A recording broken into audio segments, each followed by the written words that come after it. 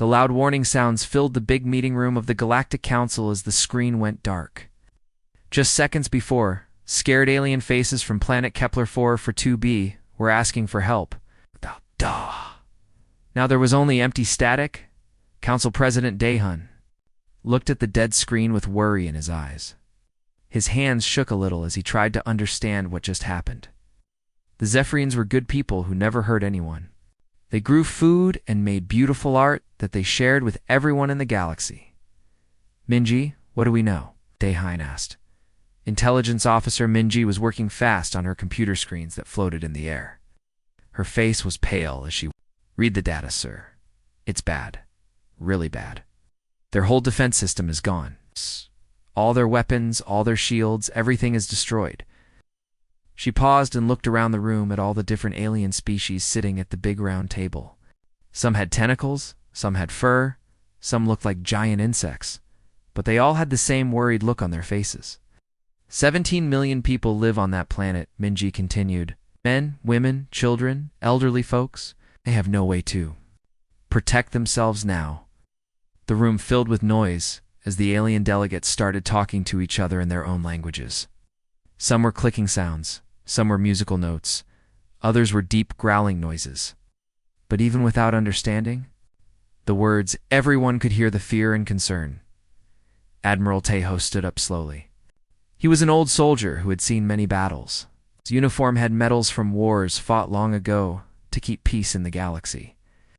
Our closest military ships are 6 cycles away from that planet, he said in a heavy voice. Even if we send them. Right now it'll take too long. What about the other fleets? Asked a delegate who looked like a walking tree.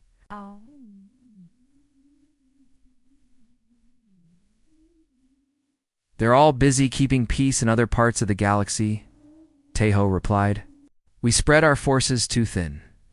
We never thought someone would attack innocent civilians like this.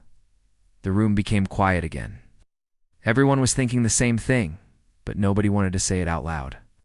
17 million innocent people were going to die, and there was nothing they could do to stop it. Minji cleared her throat softly. All eyes turned to her. She looked nervous, like she didn't want to say what she was thinking.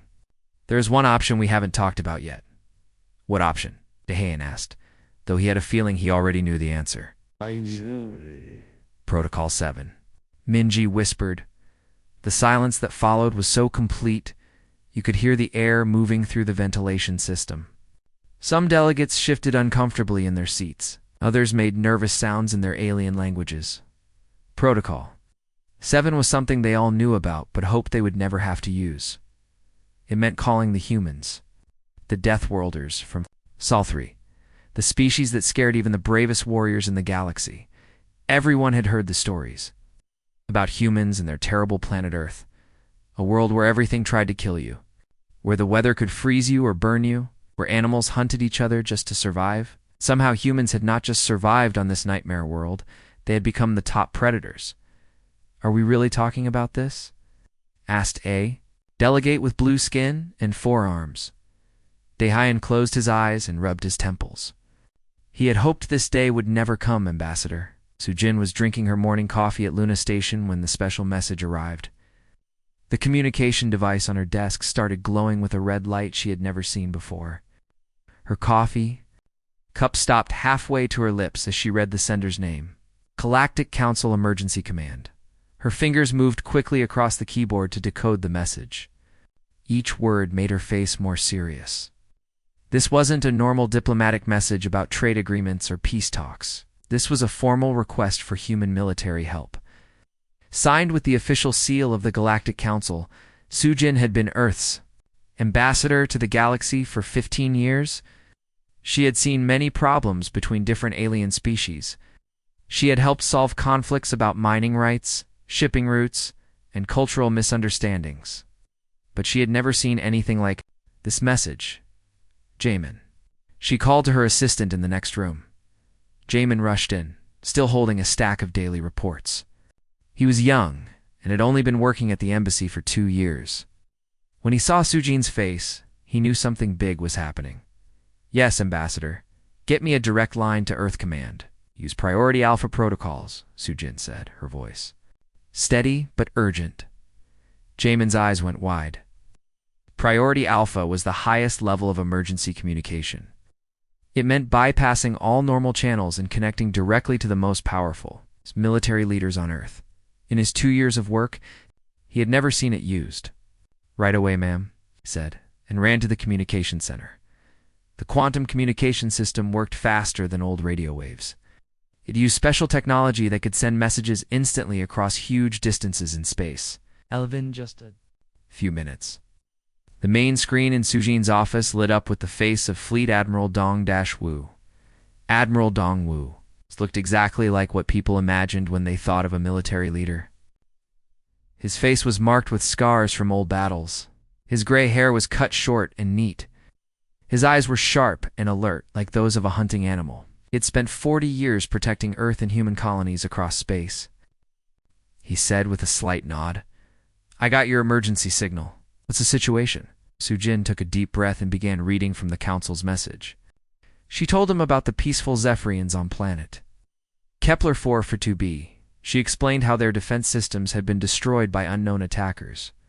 She described how 17 million innocent people were now helpless and waiting to die. Admiral Dong-Wu listened without saying a word.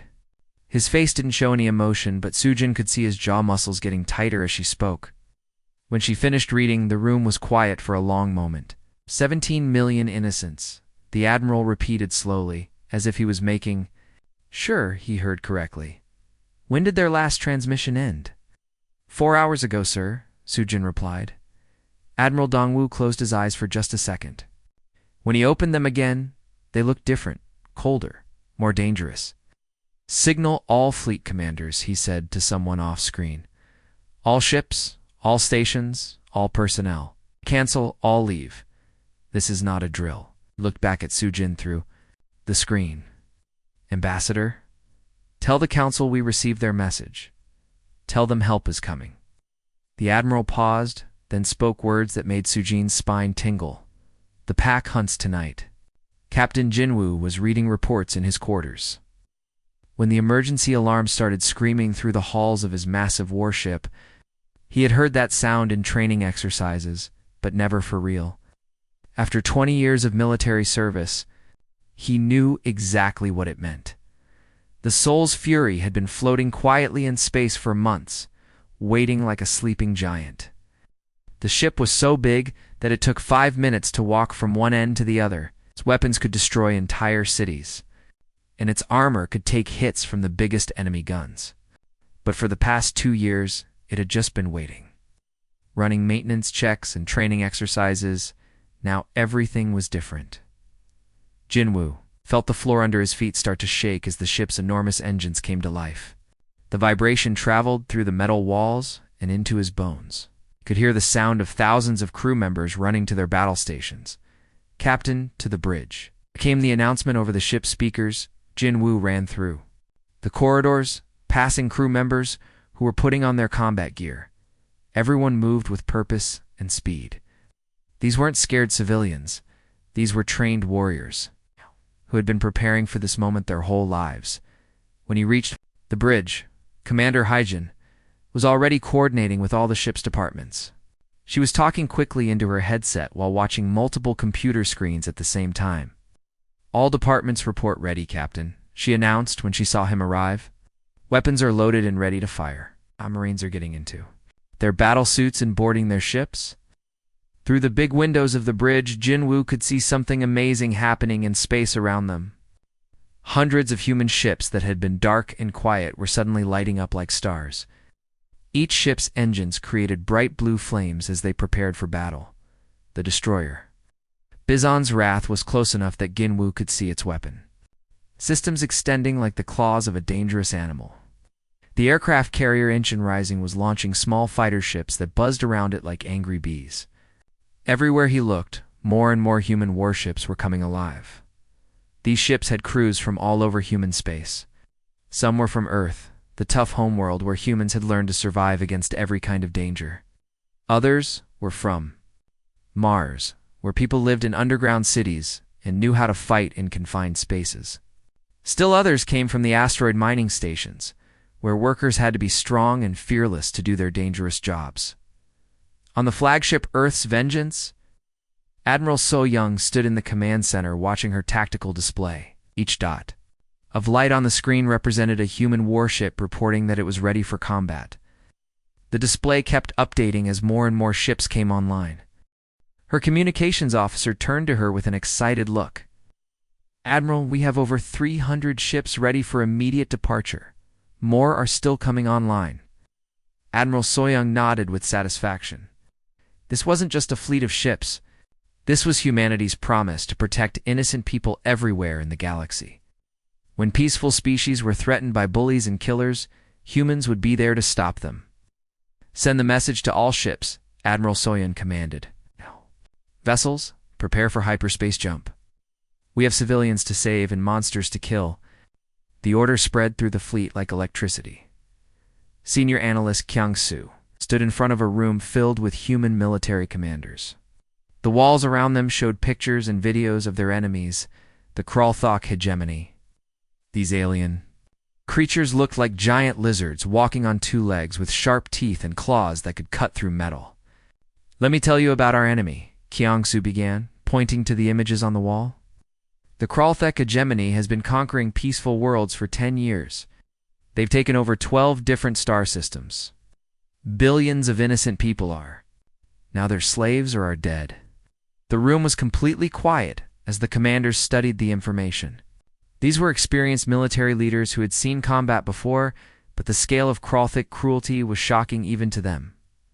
Kyung-soo pressed a button and video footage began playing on the screens. It showed Kralthok ships attacking defenseless colonies. The alien warriors followed strict rules during their attacks. They would announce their arrival, give the defenders time to surrender, and then attack in predictable patterns. "This is how they fight," Kyung-soo explained. "They send formal messages before attacking. They tell their enemies exactly when and where the battle will happen. They follow ancient honor codes that make war into a kind of game with rules." Captain Woojin, a veteran who had fought in the outer colonies, made a sound that was half laugh and half growl. "Honor codes? Rules of war?" He shook his head. "You're about to learn that humans don't play games when innocent people are dying. Do whatever it takes to win." Other commanders in the room nodded in agreement. They understood something that most aliens in the galaxy didn't. Humans had learned to fight on Earth, the most dangerous planet known to exist. On Earth, there were no rules. Animals didn't announce their attacks or fight fairly. They used surprise, cunning, and overwhelming violence to survive. Kyung-soo switched to different footage recordings from previous human military actions. The first video showed the Proxima incident, where human ships had appeared out of nowhere to destroy pirate fleets that were terrorizing trade routes. The pirates had expected formal challenges and organized battles. Instead, they got ambushes and coordinated attacks that wiped them out in minutes. The next video was from the Titan War, where human marines had fought rebel forces in the underground tunnels of Saturn's moon. While the rebels tried to hold territory and fight traditional battles, humans had used hit-and-run tactics, appearing from unexpected directions and disappearing before the enemy could respond. The final footage showed the Asteroid Belt Rebellion. Mining companies had hired mercenaries to force workers into unfair contracts. The mercenaries had big ships and expensive weapons, but human forces had turned the asteroid field itself into a weapon, using the floating rocks as cover and launching surprise attacks from every direction.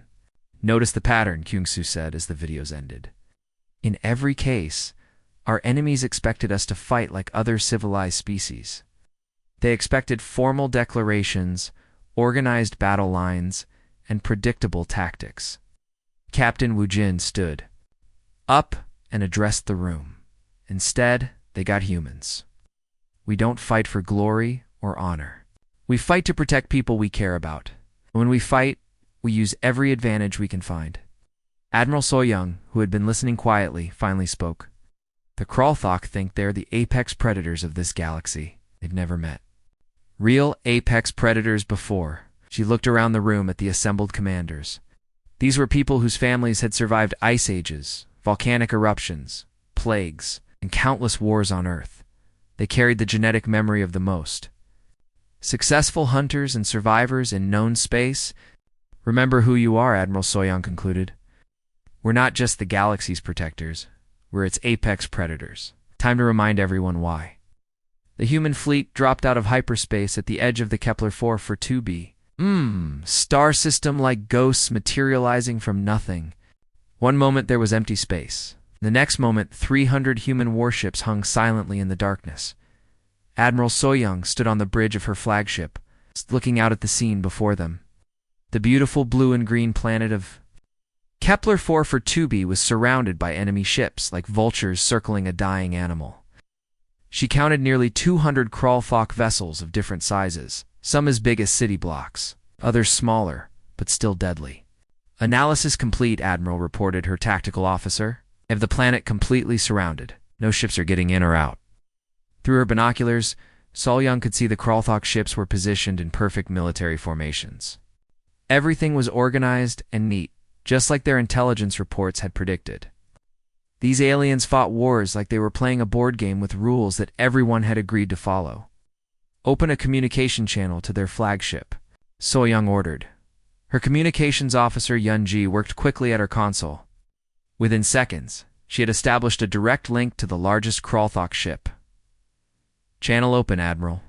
Soyoung's voice was calm and professional as she spoke into the microphone. This is Admiral Soyoung of the human fleet. You have 30 seconds to withdraw from this system or face the consequences. She waited, counting the seconds in her head. The bridge was completely quiet except for the soft humming of the ship's computers.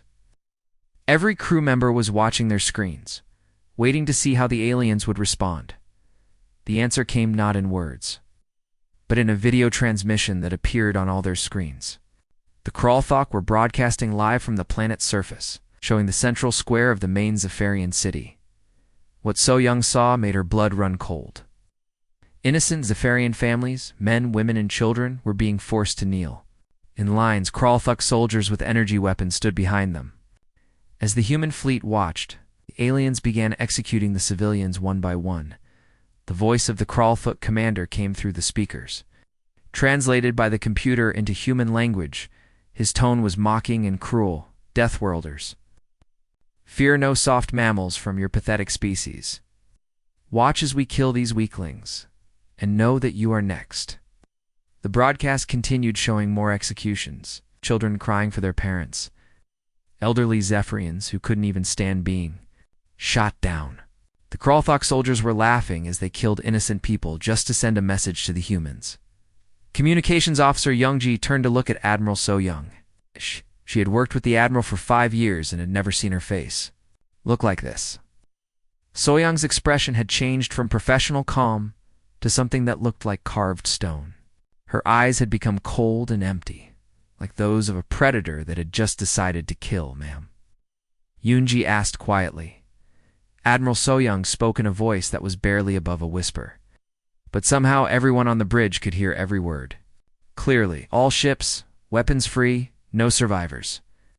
The order was passed from ship to ship throughout the entire human fleet, but it wasn't transmitted in the usual military language. Instead, it went out in an older code that human warriors had used for thousands of years. Pact protocol activated, came the response from ship after ship. Hunt them all. On bridges throughout the fleet, human commanders who had been calm and professional moments before now showed their true nature. These weren't just military officers following orders. They were the descendants of Earth's most successful predators, and someone had just threatened their pack. The crawlthok had made a fatal mistake. They thought they were fighting a civilized military force. Instead, they had just awakened something much more dangerous. What happened next wasn't a fair fight between two military forces. It was like watching wolves attack a flock of sheep. The crawlthok had expected a traditional space battle with ships lined up in neat rows, exchanging fire at long distances while following the ancient rules of civilized warfare. Instead, they got something from their worst nightmares. Human ships seemed to appear out of thin air right in the middle of crawlthok formations. The stealth technology that humans had developed was far beyond what other species thought possible. One moment there was empty space, and the next moment, A human warship was firing its weapons at point-blank range. The stealth frigate Ghost of Jeju was the first to strike. Captain Minnow had positioned his ship directly between three large Kralthok cruisers, invisible to their sensors. When he decloaked, his weapons were already charged and ready to fire. The first cruiser exploded before its crew even realized they were under attack. The second ship tried to turn its weapons toward the Ghost of Jeju, but human ships were faster and more agile than the heavy Kralthok vessels. By the time they started to react, the second cruiser was also drifting in space, its engines destroyed, and hull breached in multiple places. The third cruiser managed to send out a distress signal before it too was crippled. But there was no one left to help them. All across the battlefield, similar scenes were playing out. Human ships appeared like phantoms, struck with deadly precision, and disappeared again before the enemy could respond. The Kralthok commanders tried to reorganize their formations. It was like trying to fight ghosts. Marine Commander Chang-ho watched through the viewport of his assault ship as his target. A massive Kralthok battleship grew larger in front of them. His team of 50 Marines was cramped into the small transport, but none of them complained. Now, they had trained for this moment their entire careers. "Remember the briefing?" Chang-ho spoke into his helmet microphone. "These aliens have been killing innocent families for sport. Show them what humans do to monsters." The assault ship slammed into the side of the enemy battleship, to reinforce nose punching through the alien hull like a bullet through paper. Chang-ho and his Marines poured out of their transport into the corridors of the enemy ship. The Kralthok soldiers inside had never faced anything like human Marines in powered armor. The human suits made them taller and stronger than normal, and the armor was painted in dark colors that made them look like walking nightmares. But it wasn't the armor that terrified the aliens. It was the way the humans fought. Most species in the galaxy fought for territory, resources, or political power. They would retreat when the cost became too high, or surrender when defeat seemed certain. Humans fought differently. They fought like parents protecting their children, like pack animals defending their family. There was no retreat, no surrender, no mercy for those who hurt innocent people. Chang-ho's team moved through the enemy ship like a hunting pack. They didn't waste time with unnecessary destruction or pointless cruelty. They simply eliminated every threat they encountered with ruthless efficiency. Deck by deck, Chang-ho growled into his communication device as his team cleared another section of the ship. "Show them what happens when they threaten our friends." His armor was stained with alien blood and leaking coolant from damaged enemy systems, but he kept moving forward. Behind him, his Marines followed with the same relentless determination. Throughout the human fleet, thousands of similar boarding actions were taking place. Human crews who had spent their whole lives preparing for war finally had a chance to show what they could do when innocent people needed protection.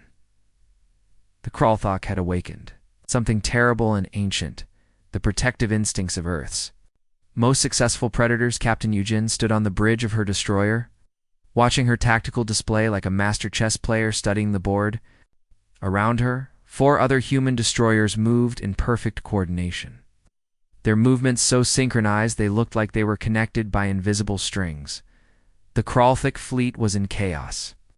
These aliens had built their entire military strategy around overpowering weaker enemies through sheer numbers and brute force. Their ships were designed to line up and blast smaller opponents into dust. But they had never faced an enemy that refused to fight fair. "Dragon Squadron, this is Yujin," she spoke into her headset.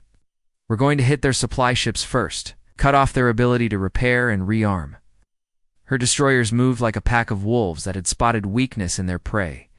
They approached the Kralthok formation from multiple directions, forcing the enemy to split their attention and defensive fire. The first target was a massive supply vessel carrying ammunition and spare parts for the alien fleet. It was protected by 2 escort ships, but human tactics made those escorts useless. While one destroyer distracted the guards with long-range fire, the other 4 attacked the supply ship from its blind spots. The explosion when the ammunition stores went up was visible across half the solar system. The shockwave damaged several nearby Kralthok ships and left their entire left flank without resupply capability. Target eliminated, Yujin reported with satisfaction. Moving to next objective, Admiral So-young watched the battle unfold from her command center, her experienced eye noting every successful attack and tactical maneuver.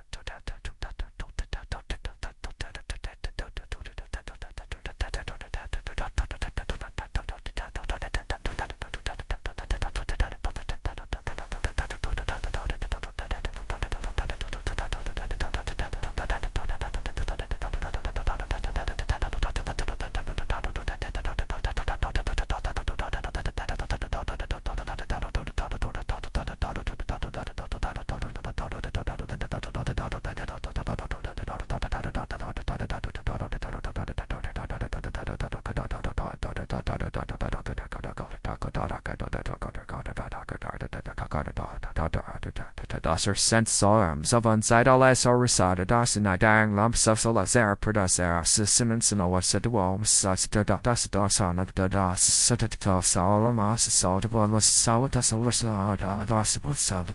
Working together to bring down much larger prey, all squadrons focus fire on their command ship. She ordered over the fleet communication system. Ow. Let's cut the head off this snake. The Kralthok dreadnought bone crusher was enormous, easily 3 times the size of the largest human vessel. Its armor was thick enough to withstand direct hits from capital ship weapons. Its own guns could destroy smaller ships with single shots, but size and armor meant nothing when you were fighting humans who had learned warfare on the deadliest world in the galaxy. Captain Sunjo led the assault on the massive enemy ship. His attack craft was tiny compared to the bone crusher, but he used that size difference as an advantage.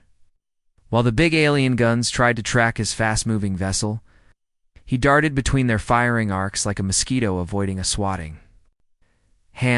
Other human ships joined the attack, each one approaching from a different angle. The Kralthek gunners couldn't target all of them at once, and they're slow. Heavy weapons weren't designed to hit small, fast-moving targets. Hull breach confirmed, Sungho reported as his Marines prepared to board the enemy ship. We're going in. The interior of the bone crusher was like a dark maze of corridors and chambers. Kralthek soldiers tried to stop the human boarding party, but they were fighting on the humans' terms now. The tight confines of the ship's passages, the aliens' size and strength advantages were useless. Ziho's team fought their way to the bridge with ruthless efficiency. The Kralthok crew fought bravely. They were facing warriors whose ancestors had survived ice ages, plagues, and countless wars on the most dangerous planet known to exist. Bridge secured, Sungho finally reported to Admiral So-young. Admiral, you need to see what we found here. The databanks of the Bone Crusher contained records that made even hardened human warriors feel sick. Lists of conquered worlds, detailed plans for enslaving entire species. And worst of all, casualty reports showing billions of innocent civilians who had been killed for no reason other than the Kralthok's desire for conquest. One file showed the systematic extermination of the entire population of 3 peaceful worlds. Another contained orders to use civilian populations as forced labor in dangerous mining operations. The evidence went on, painting a picture of cruelty that stretched across decades. Admiral So-young's face grew harder with every report she read. This wasn't just a rescue mission to save the Zephyrians anymore. The Kralthok hegemony was a cancer that had been spreading across the galaxy, and it was time for humanity to perform surgery. All ships, she announced to the fleet. New orders. We're not just stopping this attack, ending this threat permanently. The surviving Kralthok ships tried to run. After watching their massive fleet get torn apart by human tactics they couldn't understand, the remaining alien commanders finally realized they were facing something beyond their experience. Panic spread through their ranks as ship after ship tried to break away from the battle and escape toward their home territory. But humans had been hunting prey for millions of years on Earth, and they knew that the most dangerous part of any hunt was making sure nothing escaped to warn others, or regroup for another attack. Commander Mikyong had anticipated this moment. While the main battle raged around Kepler 44 to be, She had quietly moved her squadron of fast pursuit ships to positions along every major hyperspace route leading back to Kralthok territory. Her ships were smaller than the main battle fleet, but they were built for speed and stealth. They could travel faster than the heavy Kralthok vessels and hide in the empty space between star systems, where no one would think to look for them. When the first group of fleeing enemy ships jumped to hyperspace, they found Mikyung's destroyers, waiting for them like spiders in a web. The alien ships that had managed to escape the main battle were destroyed before they could send word home about what had happened. All escape routes secured, Mikyung reported to Admiral So-young. Enemy vessels have made it past our perimeter, but some of the Kralthok ships were too damaged to jump to hyperspace. These vessels limped slowly through normal space, hoping to reach safe territory before the humans could catch them. Their crews sent desperate messages back to their homeworld. Warning about the terrible enemy they had encountered, Admiral So-young made a decision that would change galactic history. Instead of simply destroying the remaining ships around Kepler 44b, she ordered the entire human fleet to follow the fleeing enemies back to their source. All ships, prepare for extended pursuit, she announced. We're going to finish this properly. Human fleet followed the trail of damaged Kralthok vessels like bloodhounds following a scent. The chase led them through multiple star systems, past abandoned outposts and mining stations that the aliens had built on conquered worlds. Along the way, they found evidence of the Kralthak's crimes. Slave camps, where captured civilians were forced to work in dangerous conditions. Mass graves, where entire populations had been buried after refusing to submit. Research facilities where aliens had conducted horrible experiments on prisoners. Each discovery made the human crews more determined to see this mission through to its conclusion. The final confrontation took place in orbit of Kralthok Prime, the aliens' homeworld. It was a large planet covered in industrial cities and military installations. Millions of Kralthok lived on its surface, including the leadership that had ordered the attack on innocent Zephyrians. The human fleet emerged from hyperspace, in perfect formation, surrounding the planet like a noose. Local defense forces tried to intercept them, but after seeing what had happened to their main fleet, most Kralthok ships simply retreated to defensive positions. Admiral So-young opened a communication channel that broadcast to every receiver on the planet and in the surrounding space. Her voice was calm and professional, but everyone who heard it could sense the cold anger underneath. "This is Admiral So-young to all Kralthok forces," she announced. "You have witnessed what happens when you attack innocent civilians. Render now, and your people will be allowed to live under galactic supervision. Refuse, and watch your homeworld burn." The response came from the Supreme Commander of the Kralthok hegemony. Broadcasting from his fortress on the planet's surface, his voice was full of arrogance and contempt, even though his empire was about to be destroyed. "We do not surrender to mammals," he snarled. "We are the master race of this galaxy. We bow to no one." Admiral So-young closed her eyes for a moment, thinking of the innocent Zephyrian families she had seen executed on live broadcast. When she opened them again, her expression was as hard as stone. "Then you die like the monsters you are," she replied.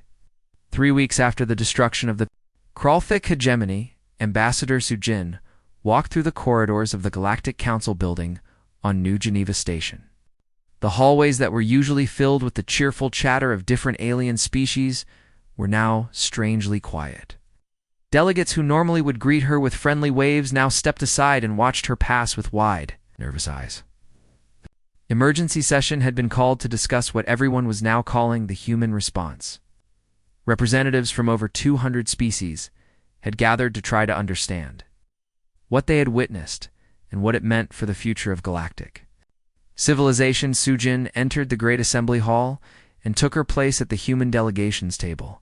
Around her, the massive chamber was filled with every type of alien imaginable, some that looked like walking trees, others that resembled giant insects, and many that had no Earth equivalent at all.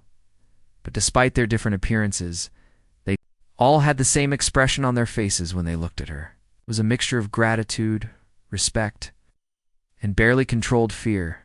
Council President Daehyun called the session to order, his voice echoing through the vast chamber. He was the same leader who had authorized the call to humanity just a few weeks ago, but he looked like he had aged years in that short time. "We are here to discuss the recent military action taken by the Human Federation," he began. Ambassador. "Sujin, please provide your official report." Sujin stood up calmly, her voice clear and professional as she addressed the assembly. The human fleet responded to the Galactic Council's request for assistance in protecting the civilian population of Kepler 440b. The threat posed by the Kralthek hegemony has been completely neutralized. She paused and looked around the room. At the assembled delegates, all 17 million Zephyrian civilians have been rescued and are receiving medical and psychological care. The Kralthok military has been disbanded, and their leadership has been removed from power. The conquered worlds have been liberated and their populations freed. A delegate who looked like a giant butterfly raised one of her colorful wings. "Ambassador, when you say neutralized, what exactly do you mean?" Sujin's expression didn't change. The Kralthok hegemony no longer exists as a political or military entity. Their ability to threaten innocent civilians has been permanently removed. The room erupted in whispered conversations as delegates discussed what they had just heard. Many of them had received reports from their intelligence services about what had really happened during the human military operation. But hearing it, confirmed officially, was still shocking. Council President Daehyun cleared his throat to restore order. When the room was quiet again, his voice was noticeably shaky. "Ambassador Sujin, your species? We had no idea of your true military capabilities. The speed and efficiency with which you eliminated a threat that had terrorized this region for decades is unprecedented." Sujin smiled, but it was not a warm or friendly expression. It was the kind of smile that predators showed just before they struck. "Now you do know, President Daehyun, humanity has always been the galaxy's guardian. We've been protecting peaceful species from threats like the Kralthak for generations. We just prefer that others don't need constant reminding of what that protection costs." She gestured toward a section of the gallery where a group of rescued Zephyrian civilians sat watching the proceedings. "These people are alive because humanity was willing to do what others could not. We didn't ask for payment or territory or political favors. We simply did what needed to be done." The debate that followed lasted for several hours, but the outcome was never really in doubt. Every delegate understood that the galaxy had fundamentally changed. The species they had thought of as just another member civilization had revealed itself to be something far more powerful and dangerous. When the final vote was taken, it was unanimous. Humanity was granted permanent Security Council status, with special authority to respond to threats against civilian populations. As Sujin left the chamber, she activated her personal communicator and sent an encrypted message back to Earth Command. "Admiral So-young, this is Ambassador Sujin. Accomplished on all fronts. The Galactic Council has officially recognized our security role. The pack returns to the shadows." The response came back immediately. "Understood, Ambassador. We'll be watching." And across the galaxy, on worlds that had never heard of Earth or humans, the word spread quickly through underground networks and diplomatic channels.